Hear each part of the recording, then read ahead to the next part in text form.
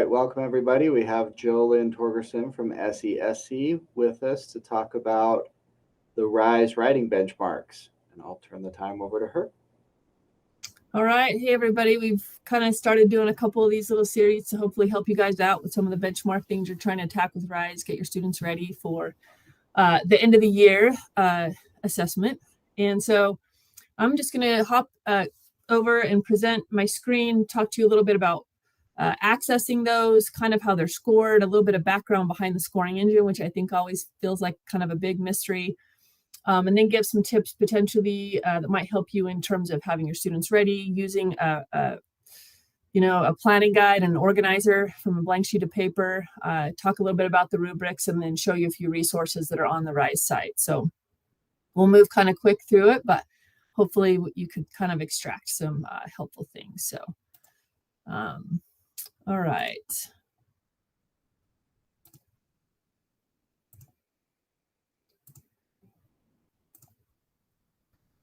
Okay. All right, so the benchmarks, kind of just to start, RISE writing is actually administered at the end of the year only in 5th grade and 8th grade, but the benchmarks are available to grades 3 through 8. So everybody can have this practice in this format and utilize it as another great tool to just have your students really practice what does a writing assessment look like. So they are available to everyone, but they're only assessed on it in 5th and 8th grades. So in 5th grade, students are going to see one of two types of prompts, either an opinion or an argument. So with that type, right, the response provides convincing support or evidence for the writer's opinion, and it uses effective sources, facts, and details.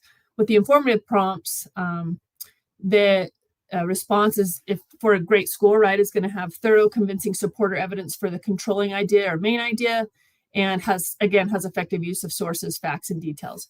When students are actually assessed in 5th and 8th grade, they just get one prompt. So it's randomly generated.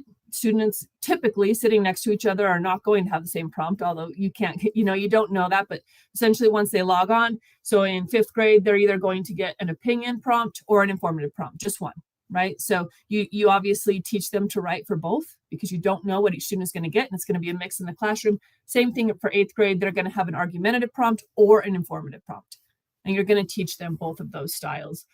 And our job as teachers, if you're a teacher of another grade 1, is we're teaching them to write no matter what grade they're in. So this is applicable to all. So the writing tests are only rubric scored, okay? So there aren't proficiency levels like you're used to seeing on other things. On the other benchmark tests or the end of the year test, you'll get that 1, 2, 3, 4 proficiency. That it is different for writing.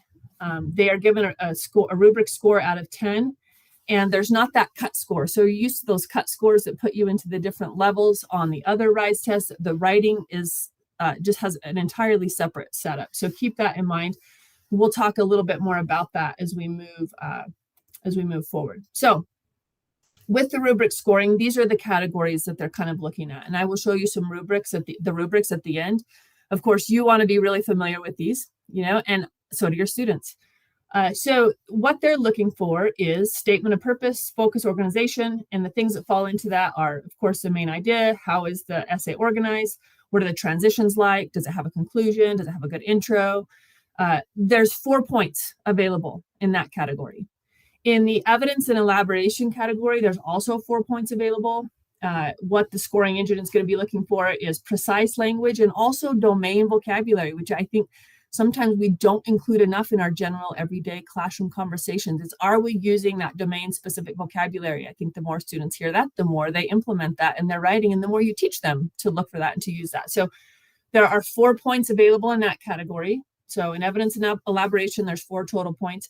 And then conventions is the last category where there's 2 points available, right? So that's your punctuation, capitalization, spelling.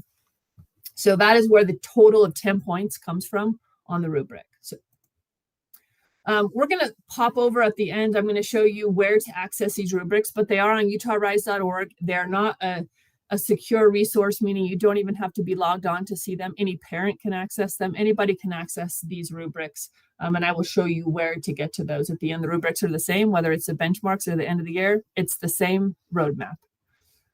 So we'll look at those at the end. Let's talk a little bit about the auto scoring. So there is also an article, it's about 4 to 5-ish pages if you're really interested, that is on the Utah Rise website that talks really specifically about this computer scoring engine and how does it compare to humans scoring it and how did they land on that it was actually accurate. And so if you're interested in diving into the nitty gritty, I'll show you where that is on there. But once students type a response, it's sent over to a scoring engine. And with that, the scores are validated. And what they found is they did enough tests that essentially that engine agrees with what a professional human scorer essentially would have scored that within a certain really tight range, right? And even what other human score, like one human score to another human score, right? So they kind of have tried to make sure that it's as accurate as it can be. And then sometimes what you'll see are condition codes that are given to the essays. There are 6 different filters or condition codes that kind of look at that essay. Things they're looking for are, did it just copy passage, right? Did students just copy paste, right? It's plagiarism. Did they duplicate the text? What does it even have anything to do with the prompt? Sometimes even in younger grades, they might be supposed to give their opinion on, a favorite type of pizza or something, right? And all of a sudden they're talking about tractors. So they're even looking and going, are there keywords that, did they even talk about what was in the prompt? So we'll talk a little bit more about those condition codes. It's here.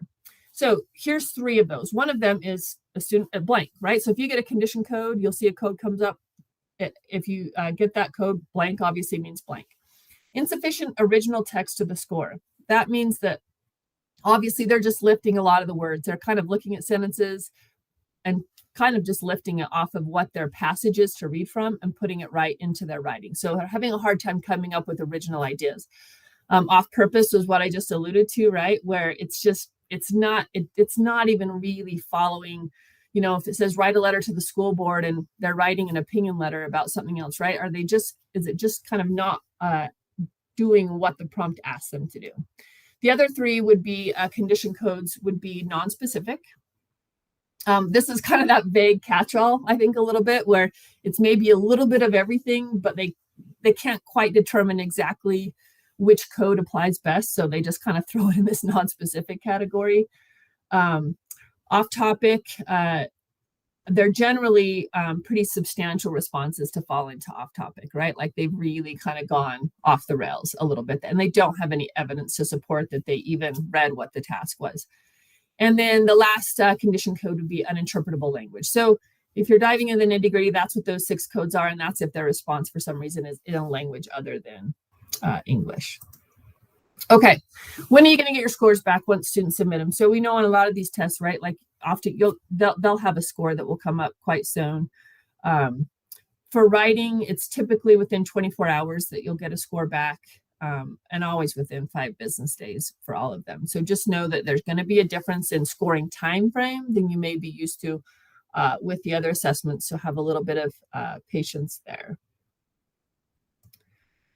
Okay, for me, big things is, okay, so we've got the availability of these resources, right? So we've got the benchmarks. We know they've got to have a writing test at the end of the year. What are things that we can do to help students feel successful? Sometimes writing always feels a bit daunting, sometimes for teachers and for students alike, right? And so I want to throw out a couple of ideas. We're talking about the benchmarks because those are the opportunities we really want to reinforce right now, because these are the things that could be and should be happening right now to get them ready for that end of the year test. And if they don't, if you're a 4th grade teacher, don't take the opinion of, well, I don't have to test them at the end of the year, so it doesn't really matter, right? Like collectively, it's our job as educators. We're not educating for a test. We're educating students. And so we want to educate them to be good writers and help everybody out along that road and along that path.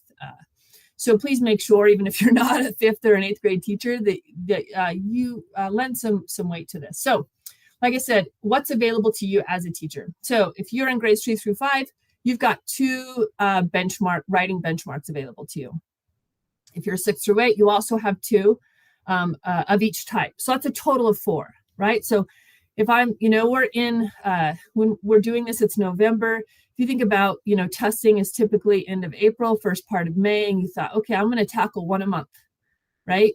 And I want to see some growth in my students. So, maybe I'm going to do an informative one or an opinion one, in December, and do the other type in January and alternate. But you've got 4 great, I'd say once a month is great because it gives you a chance to look at it, regrow, take your data and decide what you need to maybe focus on as an instructor. Also, consider using Utah Compose, right? Use that as much as you need. You can also create your own prompts in Utah Compose. Use stories or things that are applicable to real life. I would say things that are happening right now. You want an informative prompt. Put a prompt in Utah Compose. Make your own prompt that has something to do with something that really is interesting students. It's very relevant to them right now. Creates huge buy-in, huge interest for the kids, and it teaches them how to write to me in a fun way that they have some buy-in. So remember that with Compose, they have a huge library of prompts, but you can also make your own. And if you have questions on that, it's also something that you can reach out to us to help provide support for. If you don't know how to do that, reach out, and I'm happy to help support and show you how to do that. Don't teach to the test, right? So just come up with a consistent plan, and I will show you an idea that I utilize in the classroom. Of course, there's hundreds of ideas you can use, but I'll show you one that I found consistently I felt like helped my students. Make sure that students are familiar with the rubrics from the start, right? They want to know, like any people do, where are you going, right? It gives you some purpose to what you're doing, gives you a plan, gives you a time frame. Have time management discussions right from the beginning, right? So if they say, well, how long do I have, or how long, you're going to have the students that say they're done in 10 minutes, and you're going to have the students that it's 2 hours and they have 4 sentences done. So how can you find that sweet spot? To me, I find that kids have no idea what an hour feels like. And so as you're doing the writing practices with Compose or other things, how can you help students know what it feels like when you can talk to them? You can't tell them that in the middle of the test, but on a benchmark, you could, or in Utah Compose, you could, and say, if we have a piece of a pie and it's 1 hour, how much time should be spent planning? How much time should be spent with the typing? And then how much time should be spent with the revising and the editing? And collectively talk about that and talk about the why behind it, and then go, okay, well, if we're going to spend 15 minutes typically on this part, what does 15 minutes feel like, right? You've got kids in 3rd grade, they can't read a clock. Even 5th grade, they cannot read. So what does it feel like, and how can you incorporate that into your day with all kinds of things? Every day when we do math, guys, that's what an hour feels like. When we do language arts, that's what an hour feels like. And so find ways to help them understand time management, I think is helpful. And then consider using a universal graphic organizer. So one that I'll show you is TAPIF. There are, like I said, a lot of ways that you can do this. But what I do want you to think about is that when students actually take these assessments in 5th and 8th grade, that you cannot give them a paper that has some fancy graphic organizer already on it, because that's the one that you use for your style of writing. It's got a hamburger or an ice cream cone or whatever else for the younger grades. It's a blank piece of paper, and that's it. So my thought is help them understand how to create their own consistently from a blank piece of paper, because then they're like, cool, I got it, right? Like they get a blank piece of paper, they know exactly what to do. So I'll share with you an idea for that. I think it's just a very hard adjustment for students to make if they're moving from all sorts of different graphic organizers, and then you're like, okay, great, benchmark time, test time, here's a blank piece of paper, and they're like, I don't know what to do with this. Even if you want it to be an image or something else, still have them practice drawing it. Whatever it is, have them create it so that they have the tools to help themselves when it comes to the actual test. All right, this is just a reminder, and this will be linked, I believe, probably in like the YouTube notes, because these are hyperlinks, so that if you want to access this, these will take you straight to these documents. So that you have the rubrics right there. But I'm also going to show you, if you go right to Utah Rise, right, where you can get to those quickly. But I did include these in here, so these are all hyperlinks. Okay, you can't go yet, so it's not see you next time quite yet. I want to show you on the platform a couple things, and then I'm going to stop presenting, and I will show you quickly kind of that blank graphic organizer for an idea, if you would like. But I want to show you a couple things on Rise. So if you're on Utah Rise, here, again, you don't even need to log on. You've got your resources available right here. So when you select resource, you'll notice right up at the top, we've talked before about the benchmark modules. But you will see right about 2/3 of the way down, there are your rubrics right there off to the left. And you can always use search, right? And it will pull up. But if you select rubrics, this is where all of them are. So here's kind of that longer scoring document I talked about, that if you really want to get into the weeds, read that. It's actually kind of interesting about kind of how they do it. But here are your rubrics. And I was talking with Jeff about this before. The language in these is quite wordy. And so I suggest really breaking down, this is a 3rd through 5th grade rubric for opinion. And you look at even some of the language in there, you have kids who are going to have, they're not even going to know what some of the words in there mean. So I know that for secondary, it sounds like there's kind of a more simplified, broken down rubric that secondary teachers are using. Maybe consider doing the same as a lower grade teacher.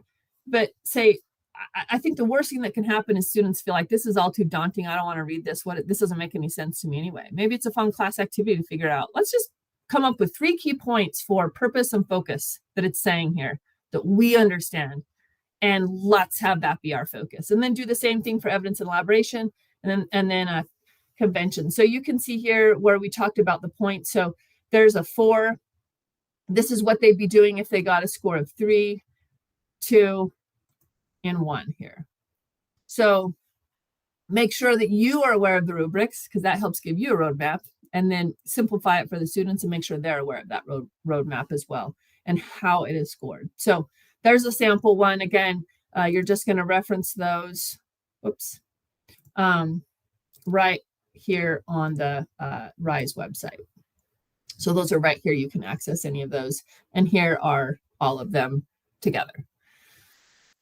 Like we said, so if you want to use the benchmark writing assessment, once I click the modules here to access those, just the general directory of where are those. If you go to ELA and you download those, you'll notice that where you'll find them. So it starts out with 3rd grade here, where you will find what's available. When you scroll to the bottom, you'll see it says writing 3rd grade. There are 2 prompts available for informative, 2 prompts available for opinion.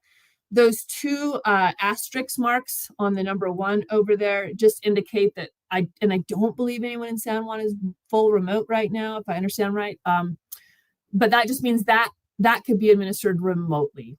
I don't think that's an option that you need. So don't worry about that. Just know that you have 2 chances at an informative. Oh, well, there's 2 prompts, right? Like if you want to do it, you can do a benchmark as many times as you want to do a benchmark. So it's not that you can't not redo it, but it's going to be a same prompt.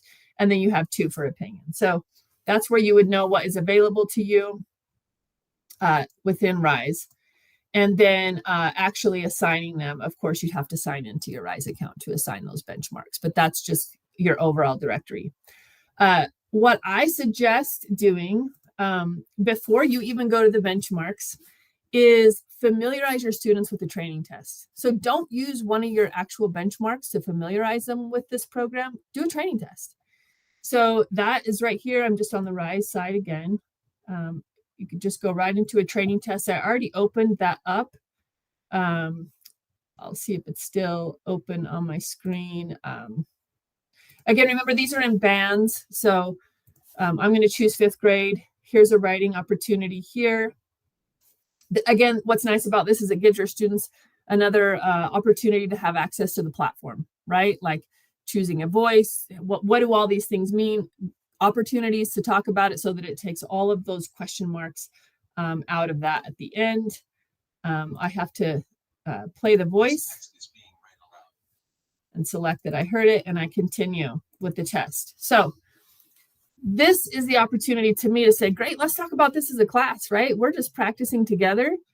How do I expand the passage? Teach them the buttons to use so that they can go, how do I, the Chromebooks are not big, right? Do they know how to expand a passage so they can view it completely? Do they understand how they can highlight something and right click and then just have it read to them, right? Those are huge tools that help a lot of kids.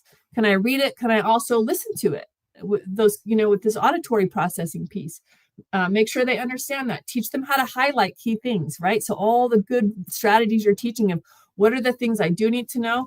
And then obviously teaching them again and again to look at what's it actually asking me. What's the prompt actually about, right? And so teaching them to highlight, read the prompt first, highlight it, then go over, read the passage as many times as they need. Teach them the up top. Here is that scoring guide. So show them, hey, you know how we talk about this rubric all the time and we've looked at it? Well, when you're in the middle, if you forget what you need to do, open it up and take a look at it and remind yourself, do this as you're writing. And then at the end, before you submit, you're like, you know what? I want a great grade on this. I'm going to double check, make sure that I'm doing everything. You don't have to remember, and tell them you do not have to remember the entire rubric. It's available to you. Go through each piece and make sure that you have it. So make sure they understand that they can access that here. Masking, essentially, to mask is a little bit of a tricky tool for kids. I think that's where they can essentially drag and kind of hide things. They can mask them. I have personal opinions about the application of that in terms of it being a useful tool, or is it harder for them to drag and right click and drag it where they want, or do they end up being more of a toy than a tool? That's up to you as a teacher, but that is available. I do think that line reader is helpful. This to me gives them better focus point than masking, right? And so they can just click on the line and focus on a line at a time as they're reading. So I would promote line reader before masking, but that's obviously up to you. I don't typically have students, at least in the lower grades, that use the notes feature because they typically use their paper graphic organizer. They have access to a dictionary. But what I wanted to, and then, so these are the general tools that are always available, but we want to make sure that they know how to use these tools down here as they're typing, right? So I hope it's still up. It looks like it kicked me off. I had typed in one of these to kind of show you what it would look like, but it's kicked me off. I let it sit too long, it looks like. But I'm going to add something quickly.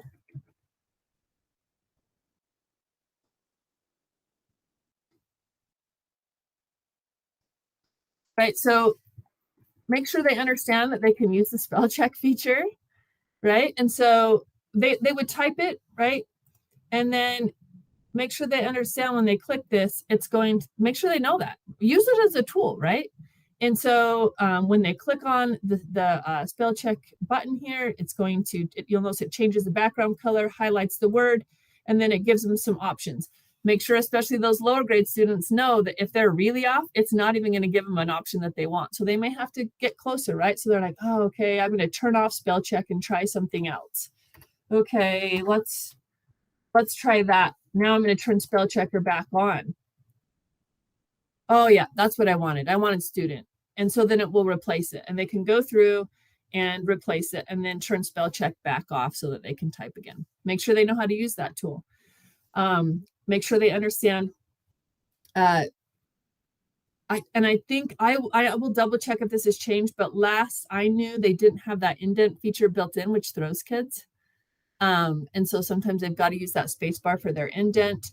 Undo here. Some of these tools that are grayed out, if they highlight and it is a tool that is available to them, then once they highlight, then they'll see that show up. Like then the scissors showed up that they could cut. They have to highlight it first. So if a tool is grayed out, have them try highlighting and see what new tools become available. Again, this is all on a practice test. Do a class writing together. Great way to show how you use everything. Have them do it with you. It's the whole, I do, we do, you do. And then another feature I think is underutilized on this test would be using text to speech. So often I would have my students type out whatever they were going to be writing, test or no test, right? And say, hey, go find a corner and whisper read it to yourself.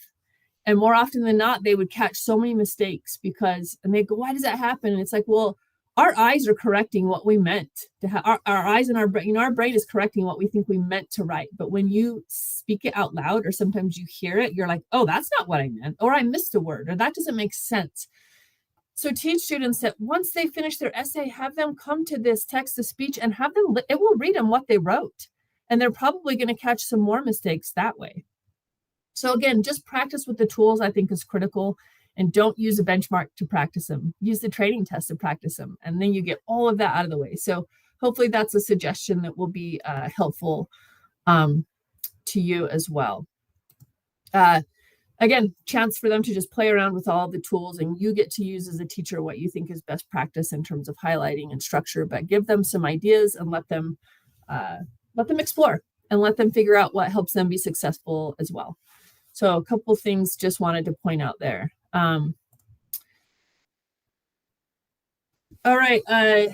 So kind of just one last thing I wanted to cover. I know I said that I would talk about graphic organizer, right? So if you're either new to teaching or you're new to 5th and 8th grade and it's, rise time and it's time for the tests, you get a blank piece of paper is what your students are allowed to have, right? So it's writing time. That's it. You cannot have a pre-created graphic organizer on there, anything else. So what I practiced throughout the year with my students was just teaching them to fold that paper into thirds. And then we did a TAP-F format, and I don't know if it's picking up on that on the camera very well or not. It looks like it's trying to hide it. I can include a picture of this to Jeff if you need, if you're unaware of TAP-F format, but I would just have them put right on the front a big T, an A, a P, and an F, and taught them that T was the topic. What are you writing about? Right? So it kind of forces them to look at that prompt again and go, what am I writing about? A stood for audience. Some of these prompts, they would say, you're writing a letter to the school board. Some of them would say, you're writing a letter to the paper. Like, who are you writing for? So who is their intended audience? Is it a formal type of letter? Is it an informal type of essay? So make sure they understand that. The P is for purpose, right? So why am I writing this? It's forcing the students again to think, am I giving my opinion about something or am I informing about something? And really just helping them hone in on that. And then the F was for format. And it makes them go back and look again. Is it a paragraph format? Is it letter format? And then with my students, so I taught 3rd and 5th grade, I had them draw a picture of what that looked like. What is a letter format? What is what are the parts of a letter? And I made them just kind of with squiggly lines draw. It should look like this when it's done, or so is it a poem, right? Like what does it look like? So that was just TAP-F, and they could remember that acronym. My 3rd graders could too, right? And any other rubrics you use, it's not that you can't not teach them for it to fall into this format, right? Good writing is good writing, but it lets them feel comfortable. You're like, oh, I can make this off of a blank sheet of paper, right? And then there's a lot of us use the same TAP-F format, but on the inside, we all had different ideas of ways that we help students organize their writing. And I think a lot of that depends on grade, right? Like what a 3rd grader can do is different than a 5th, is different than an 8th. And so use your obvious, your professional judgment and as a teacher and go, okay, once they have that reminder on the front of their paper, how would I like them to best organize their ideas and thoughts on this organizer so that then they can get that into typed form in a way that makes sense. It's efficient. It's meeting those rubric standards. And so just wanted to remind you that have something that doesn't make them feel like they're a little lost when they don't get a piece of paper that has a hamburger and a bun on it, and they're like, I don't know how to write without that. We want to teach them to be great writers on their own collectively. That's kind of the end goal anyway, because we aren't just teaching write tests, we're teaching great writing. We're helping these students and we're helping each other out collectively as writers. So kind of a lot to throw in there really fast, but hopefully some of the main takeaways are make it fun, I think, right? Like find ways to make it fun, put some fun passages on Utah Compose. Teach students that when they get really good at using rubrics, it's fun. When you feel like you've crushed something and they're using rubrics for other things, be like, man, rubric is like a way to know that you've met these standards and it's awesome. It's available to you right there. Like just crush it, right? It's like having this extra help on a test that you don't usually get, which is awesome. And then teach them the platform. So you take all the fear away from the platform, right? Like, hey, like, how to use it. Great writing is great writing. And then again, the underutilized tools, I think, of spell check and listening to what they wrote are also very, very helpful. Help them catch simple mistakes to me that are the difference between it falling into that, 2-3 category and a 3-4 category. Just catching those simple things can really bump them up.